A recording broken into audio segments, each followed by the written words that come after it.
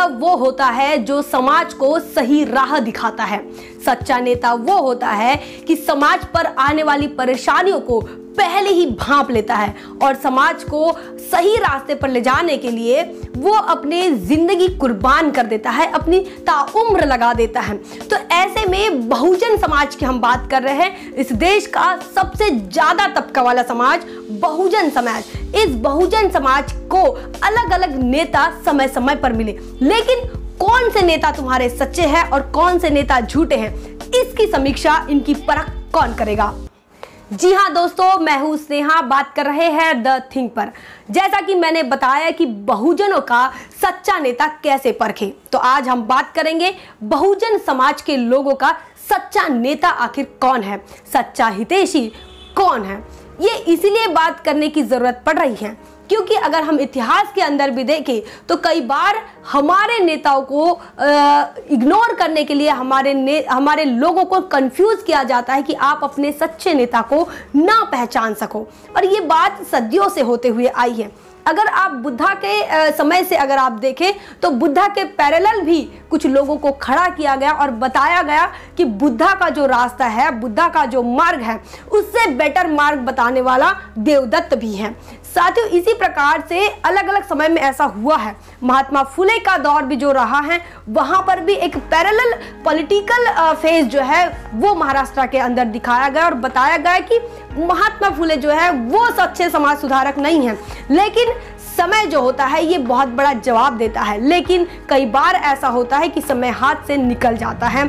जो लोग उस समय के होते हैं, जो लोगों ने उन्हें नेता मानना चाहिए, वो लोग नहीं रहते और उसके आगे की जो जनरेशन होती है वो उन्हें नेता मानती है। वही छत्रपति राजर्षि शाहू महाराज के समय में भी हुआ। उन्होंने समाज का नेतृत्व किया, उन्होंने समाज को सही राह दिखाई, लेकिन पैरेलल पॉलिटिक्स के चलते कांग्रेस ने कई लोगों को हमारे आंखों के सामने खड़ा किया और हमारे लोगों को गुमराह भी किया गया। वही डॉक्टर बाबा साहब अम्बेडकर जी के साथ भी हुआ है। कांग्रेस ने डॉक्टर बाबा साहब अम्बेडकर के पॉलिटिकल फेस को नजरअंदाज करते हुए, पॉलिटिकल मूवमेंट को नजरअंदाज करते हुए बाबू जगजीवन राम जैसे एक पैदे को हमारे सामने रखा और हमारे लोगों को लगा कि बाबा साहब हमारे नेता नहीं है, बाबू जगजीवन राम हो सकते हैं, क्योंकि कांग्रेस ने उन्हें महत्व दिया। तो इस प्रकार से जो है पैरेलल पॉलिटिक्स करने का काम इस देश का मनुवादी तथागत बुद्धा के समय से करते हुए आया है। और ऐसे में आज जो है वो बहुजन समाज को इन चीज़ों से, इन षड्यंत्रों से सावधान रहने की ज़रूरत है, क्योंकि आज हम जो बात करने जा रहे हैं वो इसी मुद्दे को लेकर बात करने जा रहे हैं कि हमारे महापुरुषों के समय में जो हुआ, लोगों को कंफ्यूज करके उनके सही लीडर से उनका ध्यान भटकाने का जो काम हुआ वो आज भी हो रहा है। आपको ये भी मैं बता दूं, अब ये सच्चा लीडर हम कैसे पहचानेंगे, सच्चा लीडर पहचानने के क्या मापदंड है, क्या कहते हैं डॉक्टर बाबा साहब अम्बेडकर। अगर हम पॉलिटिकल मूवमेंट की अभी हम बात कर रहे हैं तो इस पॉलिटिकल मूवमेंट को लेकर बाबा साहब अपने किताबों में लिखते हैं कि जिस समाज का एक राष्ट्रीय संगठन हो, जिस समाज का राष्ट्रीय संगठन हो, जिस समाज का एक राष्ट्रीय झंडा हो, जिस समाज का एक राष्ट्रीय नेता हो, जिस समाज का एक राष्ट्रीय चुनाव चिन्ह हो, ऐसा जो लीडर हो, ऐसा जो नेता हो, ऐसा जो संगठन हो, ऐसा जो झंडा हो, यही जो है यही सच्चा नेता होता है।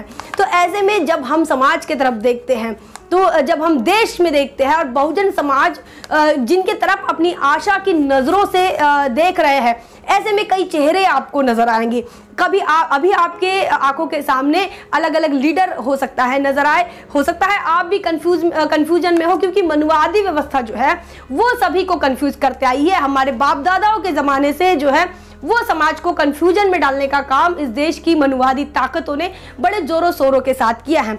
तो जैसे कि इस देश के अंदर बहुजन समाज पार्टी एक राष्ट्रीय पार्टी के तौर पर आपके सामने है, बहुत ताकतवर और बहुत मजबूत आंदोलन के रूप में आपको नजर आ रहा है। और ऐसे में बहुजन समाज पार्टी का जिस प्रकार बाबा साहब कहते हैं कि एक पार्टी होनी चाहिए, एक झंडा होना चाहिए, एक नेता होना चाहिए, बहुजन समाज पार्टी के पास वो सारी चीजें हैं जो बाबा साहब ने कही हैं। बहुजन समाज पार्टी अपने आप में एक राष्ट्रीय पार्टी है, ताकतवर पार्टी है, मजबूत पार्टी है। बहुजन समाज पार्टी में एक ताकतवर ताकतवर लीडर है जिनका नाम बहन कुमारी मायावती जी हैं।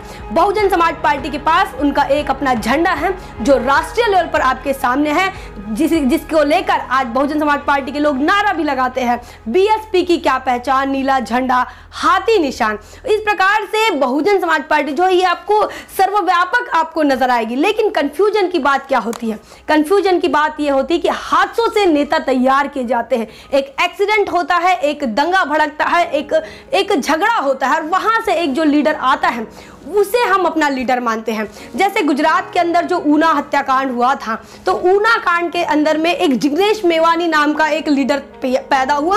हमारे लोगों को लगा कि हो सकता है जिग्नेश मेवानी ही जो है वो इस देश के बहुजन समाज के लोगों का जो है वो उद्धार करे, और लेकिन वो इस हवा के झरोके की तरह आए और कहाँ गायब हो गए, नजर नहीं आए।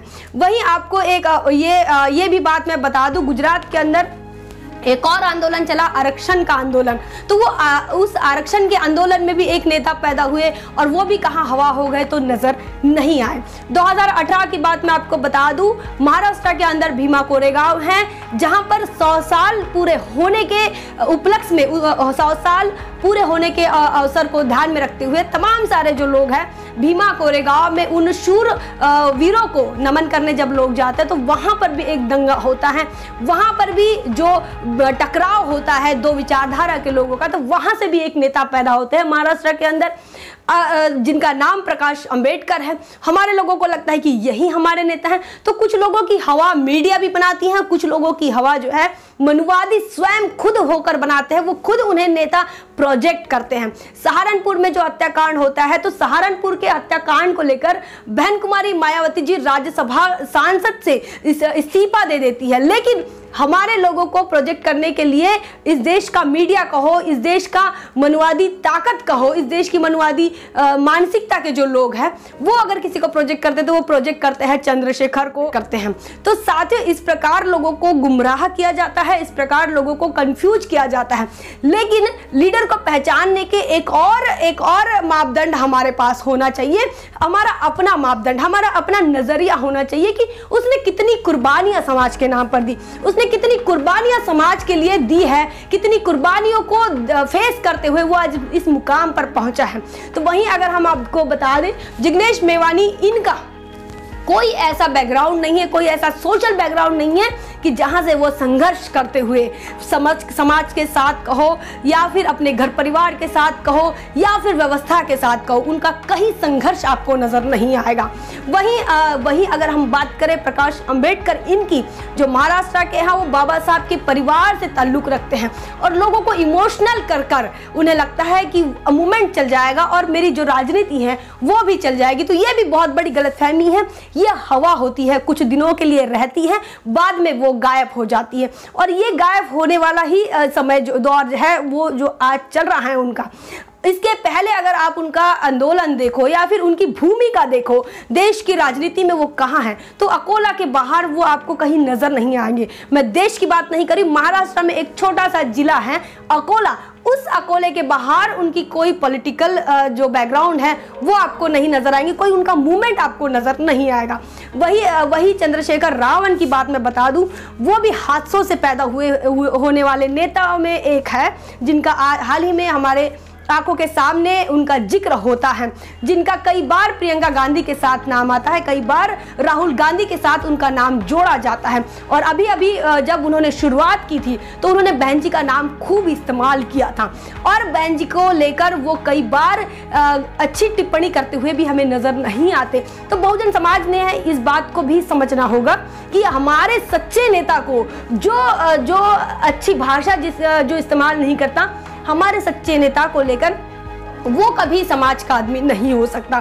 तो वो कांग्रेस के साथ कई बार उनके संबंध नजर आए, उनका भाजपा के साथ उनके कई बार संबंध नजर आए और उसके बाद उनको जो है मीडिया ने खुद प्रोजेक्ट किया कि ये जो है ये बहुजन समाज का लीडर हो सकता है। तो इस प्रकार से साथियों ये कंफ्यूज करने का काम जो है, ये तो मैंने बताया इतिहास में भी हमारे लोगों के साथ हुआ है, तो ये वर्तमान में भी आज हमारे साथ हो रहा है।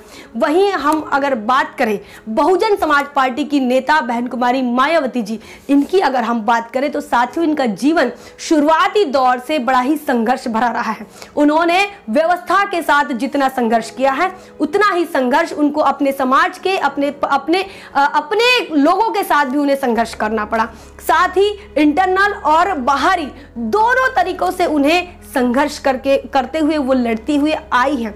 उसके बाद उन्होंने कई बार अपनी जिंदगी में कई परीक्षाएं दी है, कई बार उन्होंने अग्नि परीक्षाओं का सामना करते हुए वो यहाँ पर इस मुकाम पर पहुंची है और आज बहुजन समाज उन्हें स्वीकार कर रहा है। आज बहुजन समाज जानता है कि उनकी अगर कोई माँ है तो वो सिर्फ बहन कुमारी मायावती जी है और उस नज़र से आज उन्हें देखते हैं। लेकिन ये जो आते हैं हादसों से पैदा होते हैं, एक्सीडेंटल पैदा हो जाते हैं, ये इन लोगों से बहुजन समाज को सावधान करने का जो काम है वो बहुजन मूवमेंट में काम करने वाले लोगों का है और द थिंग भी इसके लिए कटिबद्ध है। हम भी आपको सचेत करेंगे, हम भी आपको सतर्क करेंगे कि ये जो एक्सीडेंटल जो नेता हैं, जो हादसों से पैदा होते हैं, कांग्रेस बीजेपी जिन्हें प्रोजेक्ट करती है, इनसे हमें सावधान रहना है। साथियों, उन्होंने अपनी जिंदगी में अपनी तमाम उम्र, अपनी तमाम जवानी उन्होंने मूवमेंट के लिए लगा दी।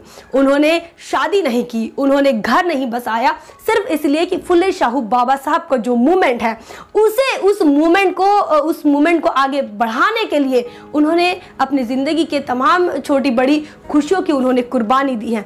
और हमें इस बात को समझना बहुत ज़रूरी है कि हमारी सच्चा नेता हमारा कौन हो सकता है। हमारा सच्चा नेता आयरन लेडी बहन कुमारी मायावती ही है। बने रहिए द थिंग पर, हम इसी प्रकार की खबरों के लिए आपको बताते रहेंगे, इसी प्रकार की खबरें आप तक पहुंचाते रहेंगे। जय भीम, जय भारत।